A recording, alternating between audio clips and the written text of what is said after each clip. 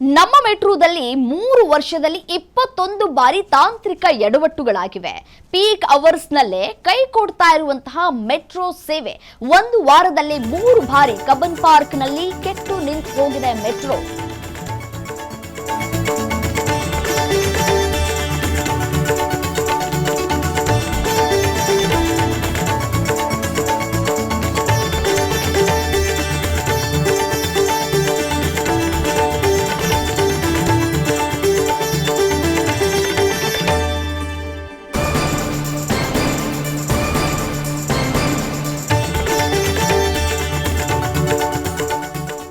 ಬೆಂಗಳೂರಿನಲ್ಲಿ ಮೆಟ್ರೋ ಎಷ್ಟು ಅವಶ್ಯಕತೆ ಇದೆ ಅಂತಂದ್ರೆ ಸಮಯ ಕೂಡ ಲೆಸ್ ಆಗುತ್ತೆ. ಸೊ ಹಾಗಾಗಿ ಮೆಟ್ರೋ ಸೇವೆಯಲ್ಲಿ ದರ ಹೆಚ್ಚಳಿಕೆ ಆದರೂ ಕೂಡ ಮೆಟ್ರೋದಲ್ಲಿ ನಾವು ಸಂಚಾರ ಮಾಡಲೇಬೇಕು ಅಂತ ಹೇಳಿ ಜನಸಾಮಾನ್ಯರಿದ್ದಾರೆ. ಬಟ್ ಆದರೆ ಇತ್ತೀಚಿನ ದಿನಗಳಲ್ಲಿ ಒಂದೇ ವಾರದಲ್ಲಿ 3 ಬಾರಿ ಕಬ್ಬನ್ ಪಾರ್ಕ್ ನಲ್ಲಿ ಮೆಟ್ರೋ ಕೆಟ್ಟು ನಿಲ್ತಾ ಇದೆ ಅಂತಂದ್ರೆ ಜನ ಯೋಚನೆ ಮಾಡ್ತಾರೆ, ನಾವು ಮೆಟ್ರೋದಲ್ಲಿ ಹೋಗೋದು ಸೇಫಾ ಅಂತ ಹೇಳಿ.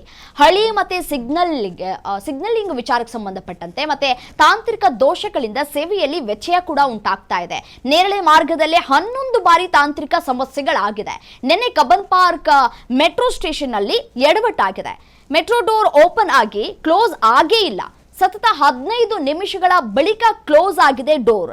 ಬೆಂಗಳೂರು ಮೆಟ್ರೋ ಎಷ್ಟು ಸೇಫ್ ಅನ್ನುವಂತಹ ಪ್ರಶ್ನೆ ಈಗ ಮತ್ತೆ ಮುನ್ನೆಲೆಗೆ ಬರ್ತಾ ಇದೆ.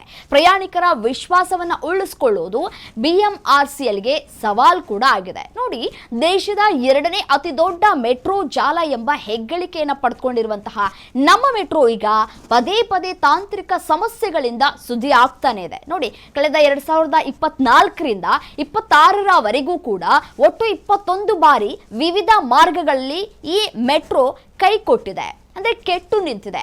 ರೈಲು ಹಳಿ ದೋಷ ಅಂತ ಹೇಳ್ತಾರೆ, ಒಮ್ಮೊಮ್ಮೆ ಸಿಗ್ನಲಿಂಗ್ ವೈಫಲ್ಯ ಅಂತ ಹೇಳ್ತಾರೆ, ತಾಂತ್ರಿಕ ದೋಷ ಅಂತ ಹೇಳ್ತಾರೆ. ಇನ್ನು ಕೆಲವು ಬಾರಿ ವಿದ್ಯುತ್ ಸಮಸ್ಯೆಗಳ ಕಾರಣದಿಂದಾಗಿ ಪ್ರಯಾಣಿಕರಿಗೆ ತೊಂದರೆ ಆಗ್ತಾ ಇದೆ. ಗಂಟೆಗಟ್ಟಲೆ ಪರದಾಡುವಂತಹ ಪರಿಸ್ಥಿತಿ ಎದುರಾಗ್ತಾ ಇದೆ.